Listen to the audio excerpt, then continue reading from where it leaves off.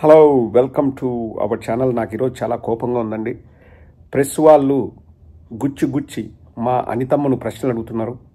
పెరోలులో ఆ పెరోలు భాగోతంలో ఏ రోలు లేకపోయినా, అంటే అలా లేదనుకుంటే మనం ఫీల్ అవ్వాలంతే. ఏ రోలు లేకపోయినా మా అనితమ్మని ఇలా గుచ్చి ప్రశ్నించి ఇబ్బంది పెట్టడం పద్ధతి కాదు. కుడితిలో పడ్డ ఎలకలాగా తయారైంది మా అనితమ్మ పరిస్థితి. నేను చెప్పడం కాదు, ఒక్కసారి అనితమ్మ హావభావాలు చూడండి. అనితమ్మ ప్రశ్నలకు ఎలా సమాధానం చెప్పలేక ఉక్కిరి బిక్కిరి అవుతుందో ఒక్కసారి ఆలోచన చేయండి. ఇప్పుడు అనితమ్మ మాట్లాడుతుంది, తర్వాత మనం మాట్లాడదాం. అనితమ్మ, మీ వెనక నేనున్నాను, నా వెనకల మొత్తం ఆంధ్ర రాష్ట్రం ఉంది అనుకునే వాళ్ళు అనుకుంటారు. మనం చేయాల్సింది మనం చేయాలి, ఇంకా అది తప్పదు. ఇప్పుడు అనితమ్మ ఆనెస్ట్గా కొన్ని మాటలు మాట్లాడుతుంది, వినండి. మేమందరం ఆ ఎంక్వైరీ మేము చేసుకుంటున్నాము, ఆ రిపోర్ట్స్ మేము తెప్పించుకుంటాం. కానీ ఆ ఇమీడియట్ గా జరిగిన పొరపాటు ఏదైతే ఉందో, పొరపాటు లేకపోతే what ever it may be, ఏం జరిగినా అది కొంచెం ఇబ్బందికరమైన పరిస్థితిలో ఉన్నది అనే సంగతి తెలిసిన వెంటనే విత్ ఇన్ 1 వీక్ మేము పెరోల్ క్యాన్సిల్ చేసాము. తిరిగి ఆ ముద్దాయిని తిరిగి జైలుకి పంపించడం జరిగింది.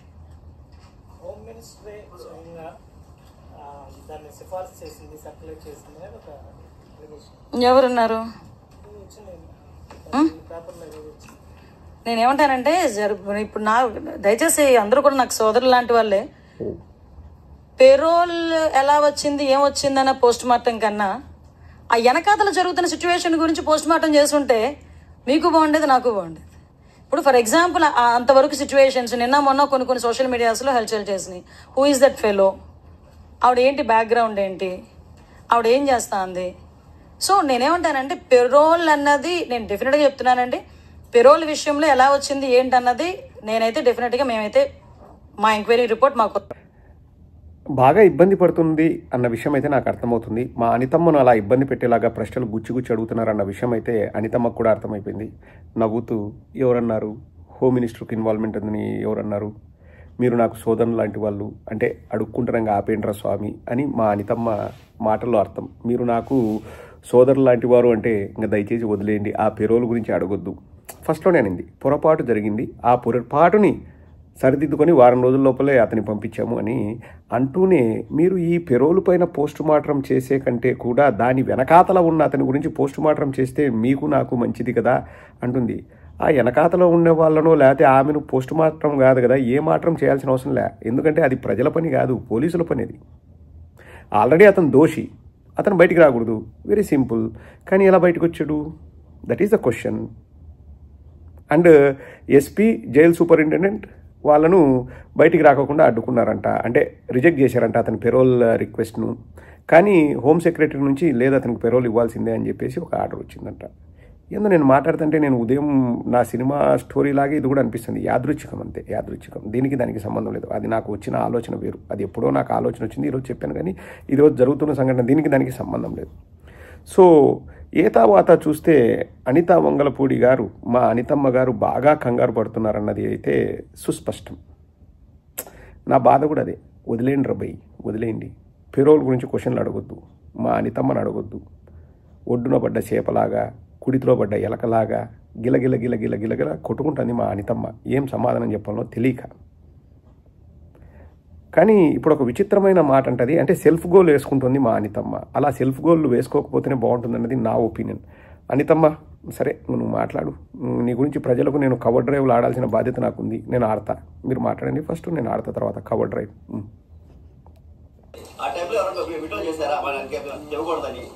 ఏంటండి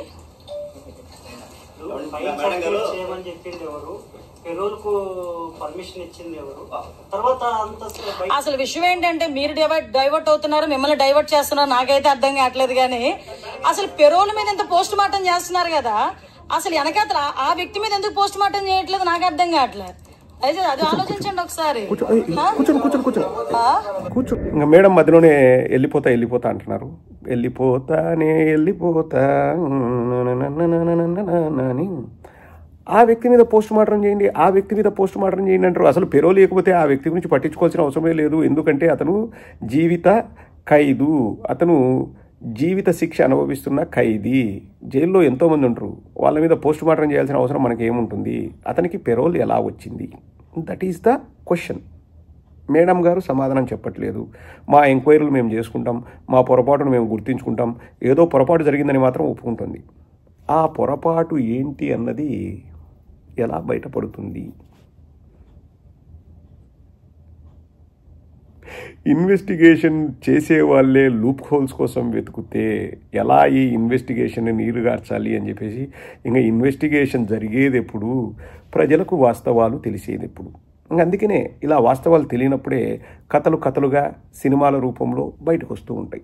మళ్ళీ నేను చెప్తానండి, నేను ఉదయం చెప్పిన నా రచనకు ఈ కథకు అసలు సంబంధం లేదు.